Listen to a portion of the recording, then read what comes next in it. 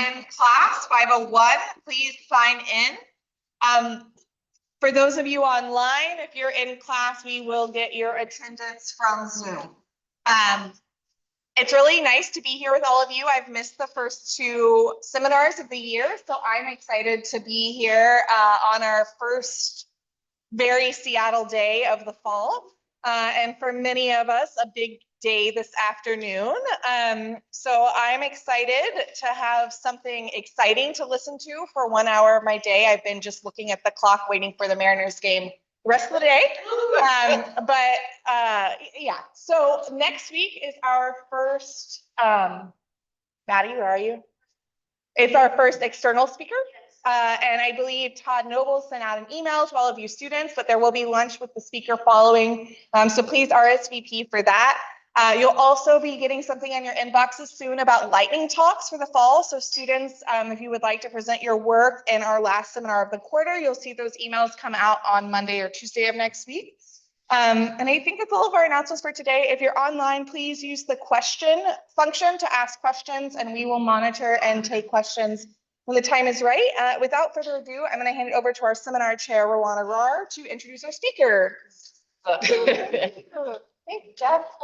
Great handoff. I don't want to stand in front of you here. It is my absolute pleasure to introduce all of our speakers today. I'm going to give just short bios, and will you, I don't know, stand up or raise your hand or just indicate that you are the person that I'm sharing information about. And just on a personal note, I feel like I've been looking forward to this all summer. I think it's absolutely amazing that we have just a group of scholars here that are working together to create this project. I haven't gotten a chance to read the report yet, but I did send it to all of my friends. And I'm like really looking forward to reading it myself and seeing all the projects that are coming out of it. I had a chance to talk to Aria about it a bit too. And I just really admire this kind of collaborative work, and I can't wait to hear about this. So without further ado, we have Nathalie Williams, who is professor of sociology and affiliate with CSCE. Her research focuses on migration and development and developing survey and analytical methods for hard to reach populations and complex demographic systems. Hugo Aguas is a PhD student in sociology whose research focuses on housing insecurity, homelessness, and poverty research. He also works as an after-hours supervisor at Downtown Emergency Services Center in Seattle, bridging academic research with frontline systems. Ming-Si Lee is a PhD student in sociology and also received the CSCE graduate certificate in demographic methods, and his research interests encompass migration, immigration, labor studies, and policy. Wanshi Lee is an undergraduate student majoring in sociology and informatics and is committed to utilizing mixed methods research to address critical questions related to social justice and digital inequalities. Brandon Morandi is a PhD student in the Department of Sociology, and his research broadly examines the relationships between poverty governance, neighborhood change, and placemaking in urban spaces. Arya Rajoria, did I say it right? Yes. I'm always nervous about this, is a doctoral student in sociology whose research examines how individuals and communities make decisions in times of uncertainty, particularly in relation to migration, displacement, and mobility. And I also have to plug that Ari and I are teaching a class together, and it's just amazing. It's so much fun. Carolyn Teague, sorry, Carolyn, is a fourth-year undergraduate research assistant pursuing a BA in sociology. Her research is primarily focused on survey methods, housing and homelessness, and transportation and urban planning. And that is all of our presenters. Can we please get a round of applause just to get it started? Yes. All right, thank you everybody for coming. We're going to present to you this portrait of the unhoused population. This is one of the last actual pictures. We're not going to do a visual portraits, but in numbers is what you'll be seeing today. But before I get going on that, I do want to say some thank yous. This project was funded by the UW Royalty Research Fund. We appreciate that. And an extra special thanks to the respondents in our survey, 141 of them who, despite the fact that they lead very busy lives, they generously shared their time, lives, and opinions with us to make this possible. So I'm just here to introduce everybody, really, which I could sort of sit down because Rowan did a great job of that. But a little more than she said, the team who wrote the report is over here, and there's one more person, Justin, in the back there. Justin Simpson was part of the report writing, and on the data collection team is on the right, and that includes also Amy Hagopian this year in the red lanyard. So thank you for all of that. Here's what we're going to do to you today. A brief overview. I'm on the introduction, and then you'll notice there's different sections. And this is one of the main points of what we're doing is that when you look at surveys across the country on people experiencing homelessness, a lot of them, they ask like homeless questions, right? And they don't ask all the broad variety of questions that we get on surveys about the general population, as if they are not a population that we should have any interest in their broad complexity of their lives. So we did do that here, and that's what we're going to be presenting today. And each of my colleagues will be presenting a different section to you. So a quick overview of the project, and then I really will be out of your face. We started in the short term. The real purpose of collecting this data was to see if we could, the efficacy of using respondent-driven sampling on a homeless population, if it would work. The nice thing is that it worked really well, so we can now use the data for analysis, and that's our longer-term goal of now adding on. So we can use this for, we're interested in programming and policy making and contributing to academic research as well. Briefly, what is the data? This was a cross-sectional survey. It is considered representative of Seattle's unhoused population, and it is has multidisciplinary topics. And I'm going to keep hitting on that for you because I really want to highlight how we don't usually ask all these things about homeless people when we do ask them about housed people. So this really does allow us to represent and study the full humanity of our unhoused neighbors, and allows us to show you that they are complex and as varied as our housed neighbors. And so that's really the punchline of today. So if you want to leave, you're welcome to leave, as long as you bring that away with you. If you want to stay, you're also. And then it also allows us to do some comparisons with the general housed population. And in many cases, the other punchline is that the housed population is very similar in some ways, and then also quite different from our unhoused population. We'll tell you about today.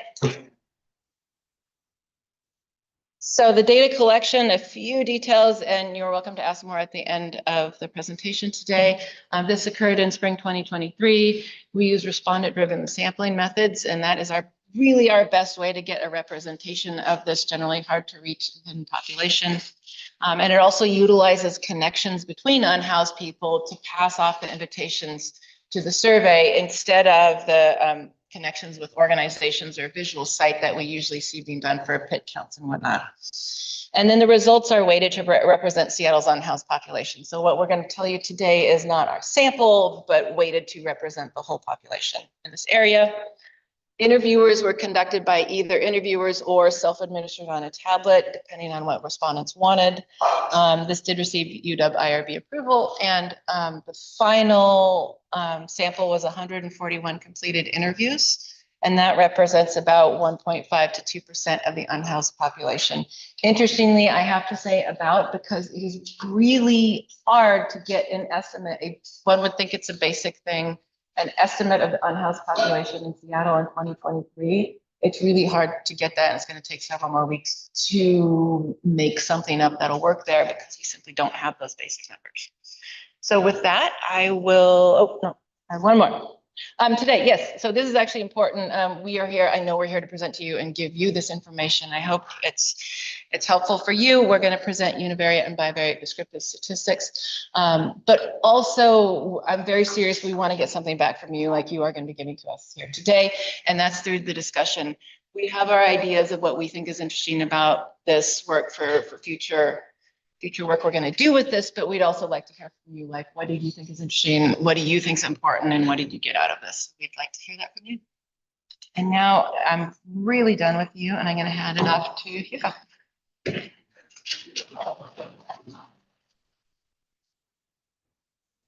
afternoon, everyone. Yeah, so let's get started. Oh, it's down. There we go. Sorry, all. All righty. So we're going to start off with just discussing about the age and gender of the population we sampled. So what we end up finding early on is that the majority of our sample is actually relatively working age or middle-aged, ranging between the 26 to 40-year-old grouping. They are also not young. We can see that the Seattle's homeless population is actually about 3% under the age of 25. So it's really not a young population, but we can also see that it's not an old population either. And that's typically because the unhoused population experiences higher levels of trimorbidity, which leads to early mortality rates amongst the population as a whole. When considering gender, we can really see that the majority of Seattle's homeless population is male at 69%, while approximately 27% of the population is female. We can also note that there is a small trans or non-binary grouping of about 3%.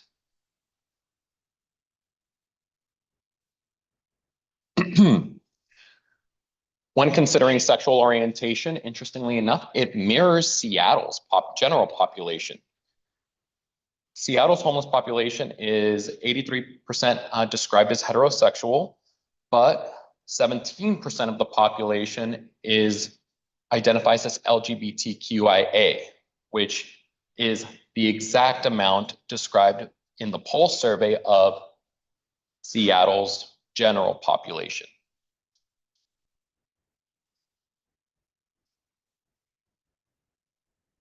Ethnic-wise, we do find that 17% of the population is Hispanic or Latina, whereas Seattle's general population is actually 8% Hispanic or Latina. We also wanted to follow up on where this group is actually coming from or where they originating from. And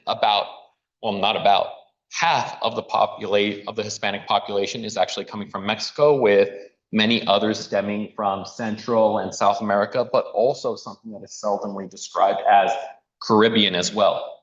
We note folks coming from Cuba, Puerto Rico, and the Dominican Republic, as well as 13% stemming from other Latin American nations as well.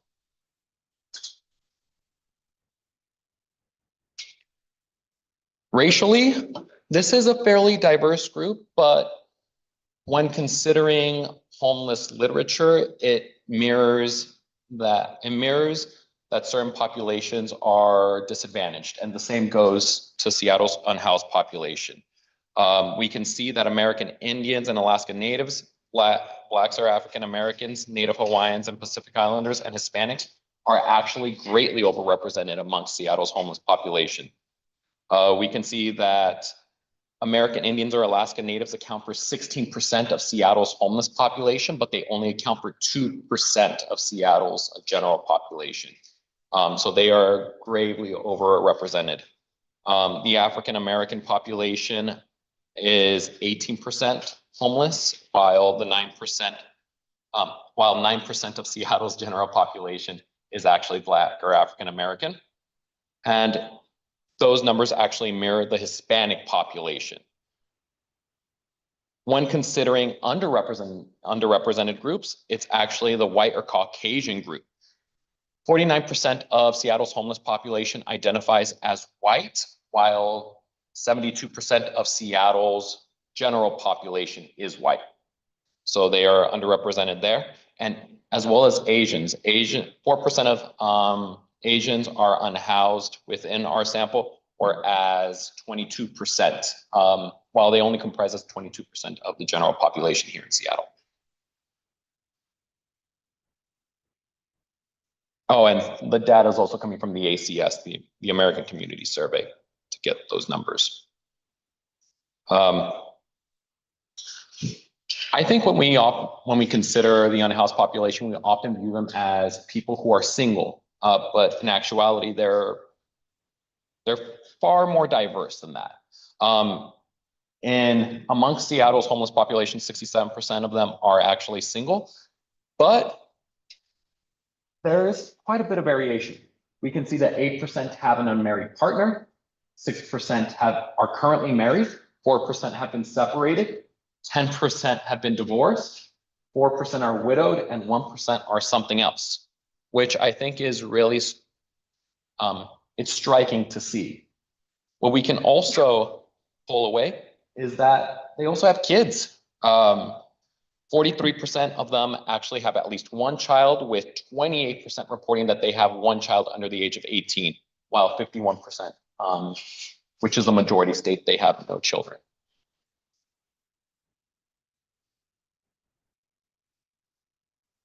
So when considering loneliness in regards to having friends or family nearby, we can see that from the report that 34% of people state they have no close family members. 20% state they have no close friends. Relationship-wise, though, we get the inverse. 66% state that they have at least one close family member, meaning they're maintaining that contact, while 80% state that they have at least one close friend. And this is also tied to, say, geography and proximity. So when considering relationships and proximity, over half of unhoused folks have nearby family or friends within 30 minutes. But 45% state that they have no relatives within 60 minutes, and 38% of them have no friends within 60 minutes, meaning that even though they may have these close contacts, they may not necessarily reside within Seattle or even King County, and they may in fact be located in other localities, if you will. So I'm going to introduce Brandon Morandi to discuss residential situations.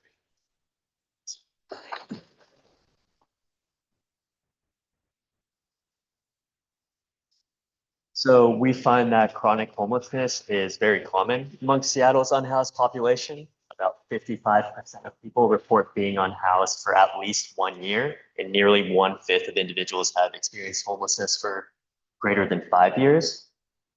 We find that these trends do differ by age and race. Chronic homelessness is more common amongst older adults, so those who are over 61 years old. About almost 80% have been experiencing homelessness for over 1 year continuously. And we also find that chronic homelessness is disproportionately common among American Indians, Alaskan Natives, and Asian adults compared to other racial groups.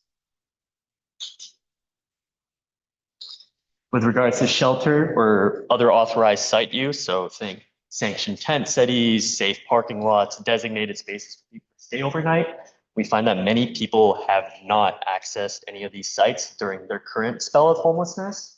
Only 58% of people report staying at least one night in one of these locations.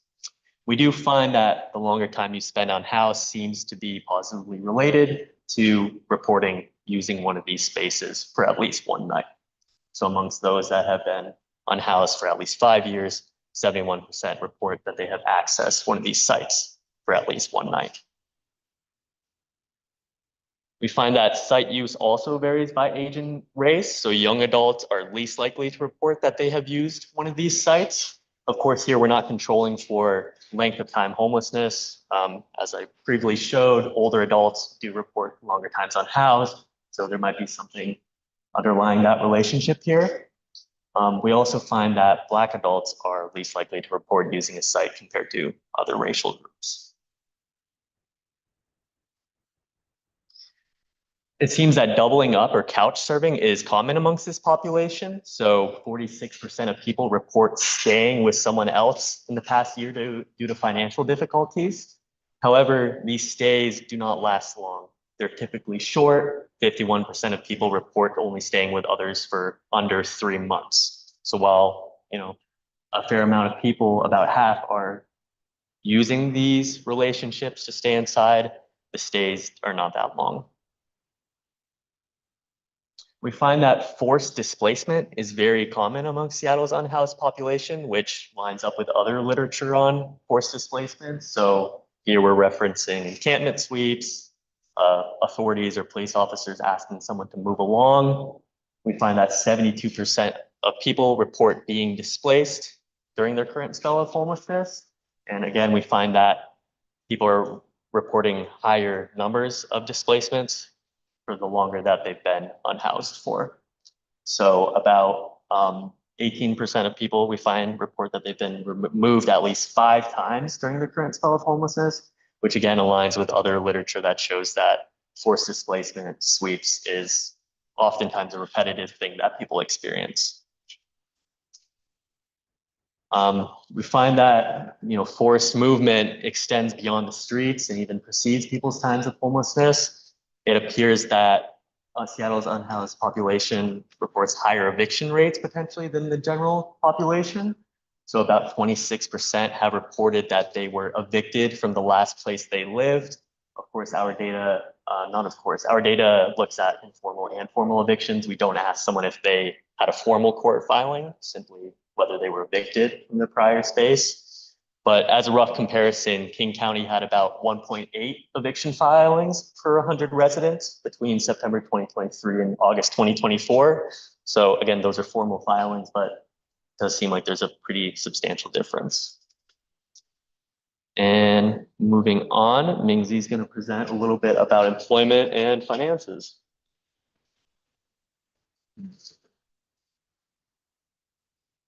Hey, let's start with employment. So a little less than half of the Seattle unhoused population, about 39%, reported that they worked for pay last year. This number remains high, although this community is facing extreme difficulties in some forms. We also collected the reasons that are preventing people from working. From 31% of the population reported they were either sick or disabled. 15% had responsibility for taking care of others. Let's take a closer look of the working populations. Most of them, 84% of the population reported they earn between just $1,000 to $1,000. While to me, this might be the most important figure in this section, as it communicates the extreme poverty experienced by those who even working. Okay, out of all those employment benefits available out there, from paid sick leave, paid vacation, to the ability to set their own working hours, 86% of the population reported they worked and received no benefit from their job. This kind of explains why this population is so vulnerable, as they receive no benefit and protection from their employment. Considering food security, 90% of the unhoused population in Seattle reported that they were experiencing some form of food insecurity. 57% could not afford healthy food, and 45% of the population skipped a meal either every day or most of the time. The number here tells us there are crises of hunger within this community. Focusing on the unmet medical needs, 43% of our unhoused population in Seattle reported they could not get medical care when they needed because of the cost is too high. And the chart on the right shows that just focusing on the dark green bars, the number declines from 81% to 50 to 43 to 22, which showing that younger generation are experiencing a greater unmet medical needs among all unhoused populations. Moving beyond just income, 59% of the population reported they run out of money every single month. Imagine what the life looks like if someone has to constantly experience insufficient funds for daily lives. All right, I'm gonna pass it on to my colleague Yuanxi Li to talk about health. So let's talk about health. For general health status, most people rate their health as good or fair. Only very few of them rate as excellent. Younger adults experiencing worse, about 78% of them says their health was a fair or poor. As the age increased, the situation improved. Sleep time is a common problem for everyone. About 2/3 of them set asleep 6 hours or less a day. And the 18 to 25 group, they only 54% of them sleep only 0 to 3 hours a day. Mobility challenges are common. The most difficult task is kneeling or crouching. The next one is walking 1 mile and also lifting more than 10 pounds. So these numbers shows that every movement is a barrier for about 40% of them, which likely to affect working, self-care, or access to service. We see common physical diagnosis, but also mental health diagnosis. On the physical side, asthma is the most common problem at 27% of them. And mental health is even more widespread. Over half of them have anxiety disorder and depression disorder. COVID vaccination rate was low. 42% of them never got a shot, compared with 13% of general population in the King County at that time. Among those vaccinated, only 40% of them received 1 or more shots. The top reasons for no or low vaccination were not safe, don't like vaccine, or not necessary. The practical reasons such as cost or access were rare. So this points out that the concerns are more ideological. For health insurance, 71% of them have some form of insurance. There are more public plans, such as Medicaid or Medicare. Also, a few of them have some kind of insurance in military, family plan, or from employers. And then Caroline T. will introduce the substance use.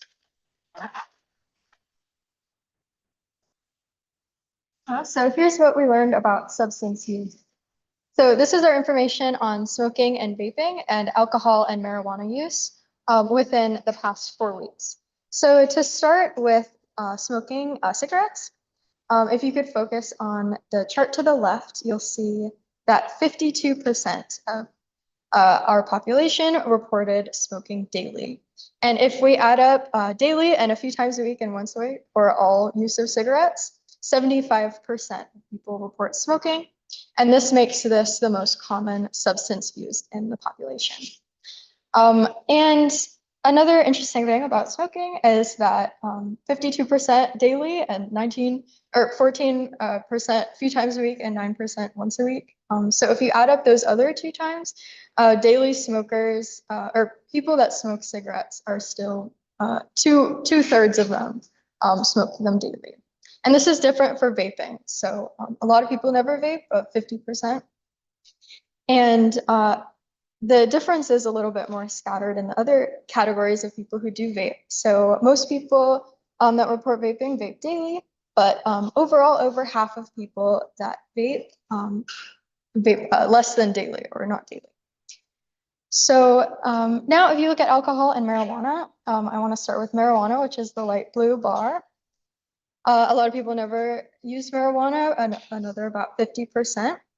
And for people that do use it, it's a little bit, the frequency of use is pretty even. So most people that use marijuana use it once a week, and then second is daily, and then a few times a week. So it's a little bit evenly split, someone's use frequency if they use marijuana. And then if we focus on alcohol, again, for all of these substances, a lot of people said that they never used it. So about 60% of people never drink alcohol. And it staggers off pretty quickly. So 20% use it once a week, and then only about 9% and 8% use it a few times per daily. And this is a little bit different for binge drinking alcohol. So again, a lot of people have never in the last 4 weeks.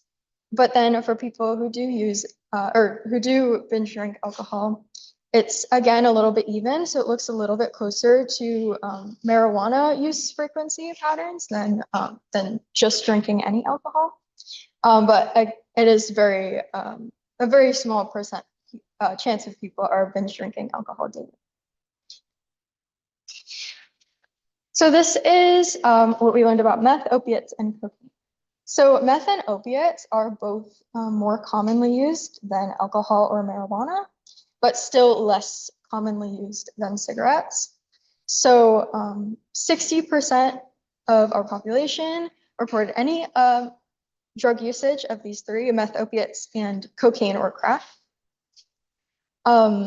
If we look at just opiates, we'll see the most frequent use of people who just use opiates, and that's that blue bar in the middle, is daily. And most of the people of people that use opiates are using opiates daily. And so it's a little bit different with meth. The most common response is daily, but if you add up that 15 and 14%, a majority of people that are using meth actually do not use it every single day. And cocaine is interesting because it looks a little bit like alcohol, that light blue bar. It goes down pretty quickly as we go more frequently. And very few percent chance of people are using it daily, which is interesting because it is another very addictive substance like the other ones on this list. So this is substance use or alcohol use split up by age. So we see some different alcohol use trends depending on a person's place of residence, whether it be shelter, car, or RV, a tent outside, or another residence on this list. And the most alcohol use is in the shelter and other category. And the least alcohol use is in outside, and then tent and RV. And so when we look at these other substances, it's interesting. Oh, and that last one's supposed to say cocaine and crack. It's interesting because especially for meth and opiates, it's kind of an opposite pattern to what we saw with alcohol. So the least use is in the shelter and the other categories, and the most use is in the tent and outside categories. For opiates, people living outside are used the most, and for meth, people living in tents are using the most, and also the most marijuana, although all people in all shelter or residence types are using marijuana. And cocaine and crack is interesting. It's the unlabeled one, because a lot of people in shelters are using cocaine and crack. And very, very few people in cars and RVs are using it. And so it's a little bit more irregular than the other drugs that we're seeing in this list. Okay, so this is safety and fear. And so people were asked on the survey, in the past 4 weeks, how often were you worried about someone breaking into your home and stealing your property, or about someone physically attacking you in your neighborhood? And so this is what people had to say about that. People are very worried about physical safety and their property. Almost 40% or 30% of our population is worried daily about both of these things. But it's also distributed. Some people are more worried weekly or monthly. A lot of people are worried less than monthly, and a lot of people also don't know. This may be due to things changing quickly for them, or just this sort of thing not being on their mind. Okay, so if we split up safety and fear by gender, don't be thrown off by the bar in the middle. There was only one trans female respondent, and so this is her responses. But if we look at the other categories in gender, it's interesting that they are very similar, especially when we look at dailies. Men in general are a little bit more worried about property, and women and non-binary people are a little bit more worried about physical attacks. But this is, a 2 to 3% difference, which is pretty insignificant. So if we look at age instead, we see something very different, where people that are younger are a lot more worried about both of these things than people that are older. Young people, and our 18 to 25 category, as Pico mentioned, is pretty small, but young people were very worried about physical attacks, and also the most worried about stolen property. and oldest people were the least worried. And the difference between stolen property and physical attacks is the worry about stolen property seems to go down a little bit slower as respondents get older. In the 41 and 60 category, 45% of people are still worried about their property, which may indicate that just as people get older, they accumulate more property that there is to worry about. And then, so this is fear by race. For stolen property, the most worried race categories were people in another category than in this list, white people and American Indian and Alaska Natives. And Asian respondents were the most worried about physical attacks. So something that's interested in this picture is Asian respondents were the only race category to be more worried about physical attacks than stolen property. And another interesting thing is that Black respondents were answered very low levels of daily fear for both stolen property and physical attacks. They were, about half as much daily fear as the rest of the races about physical attacks, and second to least, by 1% in the stolen property area. And finally, this is fear by residential situation. So again, a lot of dailies, a lot of people are very worried. But what's interesting is people in shelters and hotels are the most worried about physical attacks and stolen property. And people living outside are second. So they're also very worried. But people living in cars and RVs are the least worried about both of these things. They're a little more worried about stolen property, which may indicate that they're worried about their home itself being property that can be stolen. And now I'm going to pass it off to Arya Rajoya, who's going to talk about religion and politics. Thank you, Caroline. So with religion and politics, first we'll take a look at religious identity and membership. As you can see on the graph on the left side, a majority of the household population, 56%, note that they do not belong to any religious organization. That's followed by 16% who identify as Catholic and 15% who identify as another group that's not on the list that we provided, which you can see along the x-axis. That translates to membership. 42% note that they currently do not belong to an official religious organization, but they used to belong. So there was a transition out of that. And 35% note that they currently do not belong to any religious organization, they never have. For religious attendance and guidance, 73% note that they never attend religious services that are formal of any type, which is a majority. However, if we look at guidance, this question asks, do you rely on a higher power in your day-to-day life? And 36% say quite a lot, and 37% say some. So while there's not really any formal participation, there is a connection of religiosity. When we look at political identification and participation, we see kind of a similar trend. 31% identify as belonging to an independent party, which is followed by 24% who identify as being Democrats, and those are the majority for political identification. And when we look at voter participation, however, we see that participation is really low. So in the 2020 presidential election, while the ACS general population, 85% of them noted that they voted, only 25% of the unhoused population shared that they voted for the presidential election.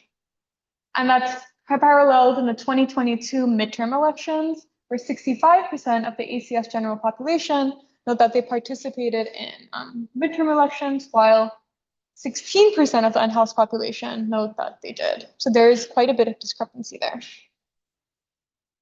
We're going to move along to nativity, citizenship, and languages. So this graph has a lot of information, so we'll go through it quite quickly. But the TDLR big takeaway is there's nearly universal citizenship with generational roots in the US. 81% of respondents noted that their moms were born within the United States. 82% noted that their fathers were born in the United States. 85% noted that they themselves were born in the United States, but 92 noted that they were US citizens. So really rooted here. Moving on to languages, as you can see on the left graph, 76% note that they only speak English. If you look at the x-axis there, you see that they're regional groups, not necessarily languages. And what we've done there is we've collapsed a variety of languages into regions. So the 8% that know that they speak Asian, they could speak either Chinese, Japanese, Hindu, Urdu, or Korean. And then we just collapse that to have a bit of more of a sample size.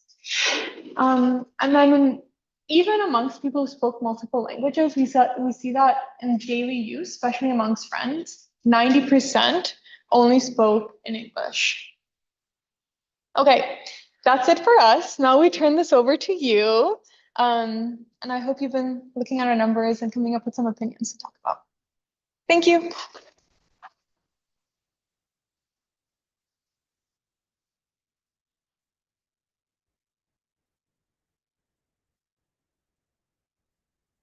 Yes. Sorry if I missed this in the beginning, but I was going to how encouragement with Seattle kind of discussion, and just curious to the people that you're sharing this with, make decisions and population if the numbers are, it's sort of like the first time they kind of introduce these.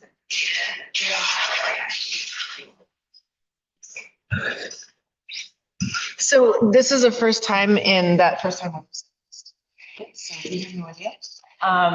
Yes, and we're kind of going to go on the road with this a bit. Next week, planning to present at Zach Almquist's UW Homelessness Research Group, and then we're talking to King County Regional Homelessness Authority and the City of Seattle Homeless Services Division, and they're interested in having us do a presentation working on dates for those. So that's why we're trying to get it out, and then we'll see what they say, if we can go anywhere else and present the work to policymakers. So we haven't got any responses from them yet, so we haven't been there.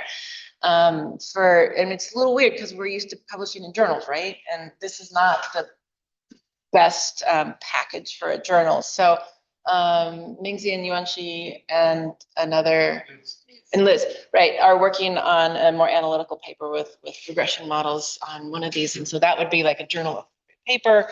And then we were hoping to hear from you all, because we've got ideas what we're interested in moving forward with for more other publications, but we'd have to hear from you. Just repeat questions. Oh, yes, yes. In the back, and then Rowan. Yeah, I was curious, the age was obviously adults were affected here, but then some reported having minor children. Do you know how many have their kids in their care? We don't know that. We just asked the age of the, sorry, she asked about the minor kids and how many of those minor kids were in their care, and don't know that because we just asked like, how many kids do you have, and for each one of them, what were the ages? But that would be a very good question.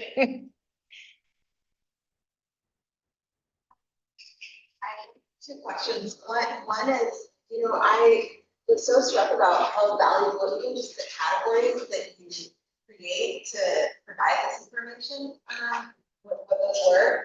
I guess I was curious if anybody on the team wanted to share something that surprised them that they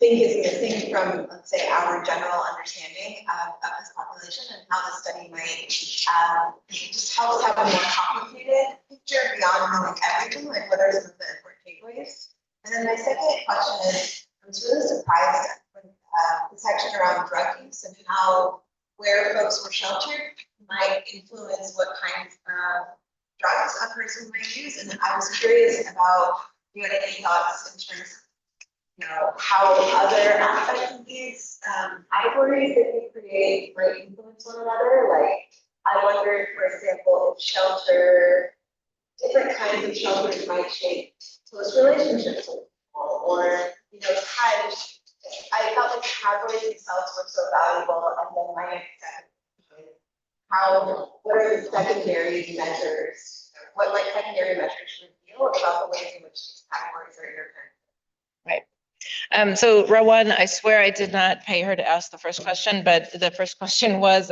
what did we find surprising or new, important about this work that you don't see in other surveys? And I will ask my team to mention that. Come up here to say something. Here you go.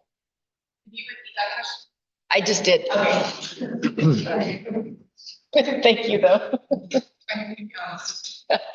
One thing that really surprised us, I would say as a whole, while we started to get into the political section and the religiosity section of this survey is that these folks actually have a lot of opinions concerning white nationalism, terrorism, and just in general, this is actually, I would say, a politically minded group that is often not sought for their own opinion.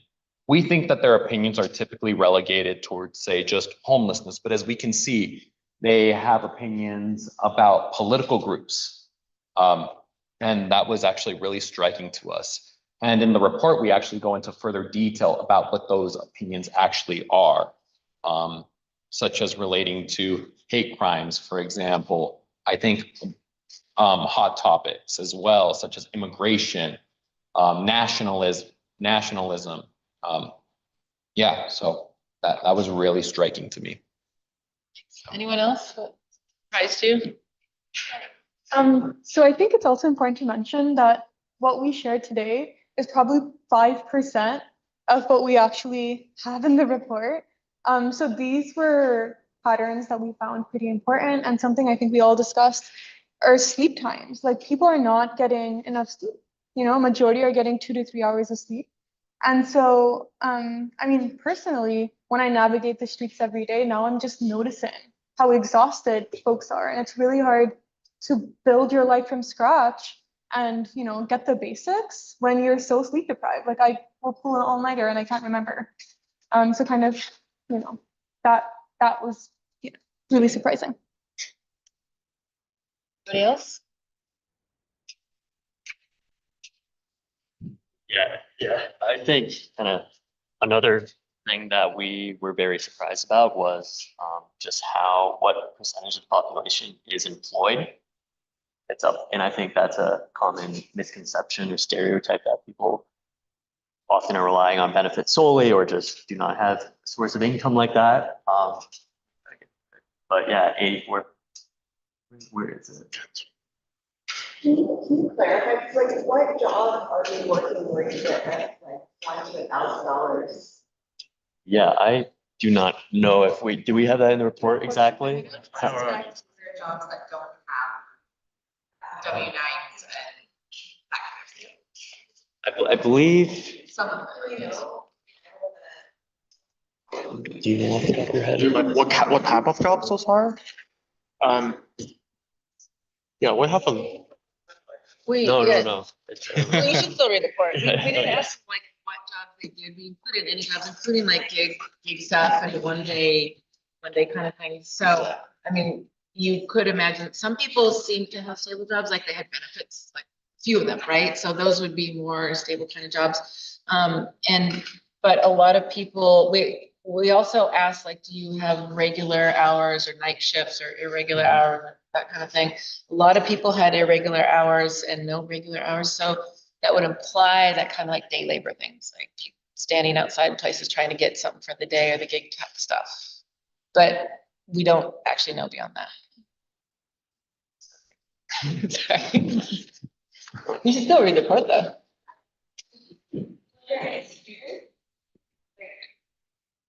Yeah, I think there are.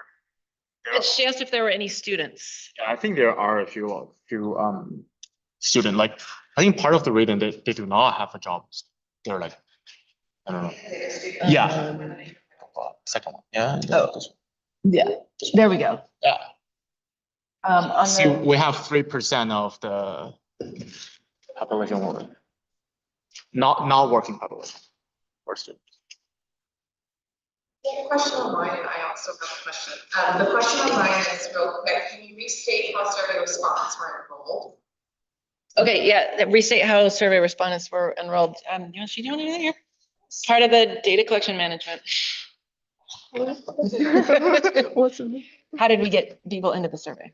Oh, yeah, we use the RDS, which is response-driven sampling. So basically, we have some seeds first, and then we ask them, after they do the survey, we ask them to give the survey to others to to recruit more people like by this RDS samples. There's a question online about how you identified those seeds and where. Could you answer that as well? Yeah, I think is Easton that he first went to different unhoused shelter or like people who community center. So we can first identify some seeds. Yes. Okay, I feel like a lot of the question that Arwan just asked is getting at this thing, which is many people have a lot of preconceptions around who this homeless and what this population looks like. And I don't just mean in Seattle, I kind of mean in the US as a whole, and quite often we're not exposed to people who are homeless, though that's changing here, obviously.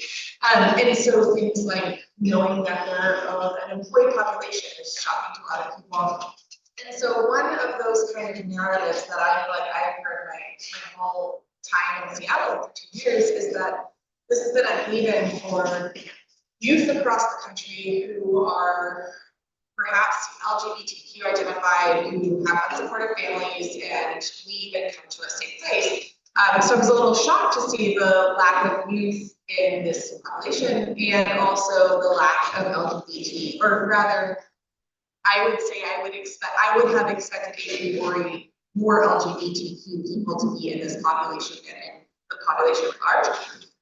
And this may all be led by misconceptions. So my question is, do you think that that is one of those tales that's just been spun about the homeless population that's true? Or are we seeing signs of a shifting demography of the homeless population in this area that might be due to our recent economic corrections? So Jessica asked, she said she was surprised by the smaller than expected proportion of younger people in our survey, or our estimates for the Seattle's unhoused population, and also smaller than expected proportion that are queer in any way. And she's asking if why? I'm just curious if we think that that expectation is something that's just been spun in media, or is this a more phenomenon due to the housing crisis? You wanna, Hugo did that section, do you wanna answer that? Yeah, You can try? sure. Thank you for the question, Jessica. What I would actually say in this case is that I don't want to undermine that the LGBT population is not exhibiting inordinate rates of homelessness. They most definitely are. However, I think scholars such as Greg Colburn would just argue that it's just high rents here in Seattle that are attributing to that new rise, I would say, in middle-aged folks experiencing housing insecurity. My partner here as well, Brandon, also noted that folks who aren't experiencing housing insecurity may also be doubling up in this case, which is also of note. So I would say there is a unique demographic change that is happening, but in all, I would argue that it's just the high cost of rent. The wages are not keeping up, of course, and it's just very difficult to go out and rent a home at market. I was just sex demographics, particularly around law said that it was considered a representative symbol of, I'm going to say sex, but it's also say gender. I'm just wondering if you actually think 27% of those folks experiencing homelessness are actually, as like collected, or are we just generalizing or not? Because I have other things. Okay, so you first asked about the distribution of current gender here. I will say that this was current gender. We also asked about sex at birth. Do you want to answer that question? Yeah. In terms of whether it's like representative overall. Or why it's so very male also? So I think there are two things. One that, my bad. Yeah, two things that women are often more represented in the doubled up or kind of hidden homelessness population, which I believe literature shows that. And I don't know off the top of my head the numbers of like the King County point in time count, but I believe those numbers also show that men are more represented amongst the unhoused population. Yeah. I was just going to add, sorry, I should get close to the mic. I'm just gonna add that most folks who do experience homelessness just across the country, not just here in Seattle, typically are single men. So I would actually argue that this graph is fairly close to the representation of what is homelessness right now. That we are a male skewed city. Which doesn't help. Unfortunately, we're at time because I know that we could keep thinking about this.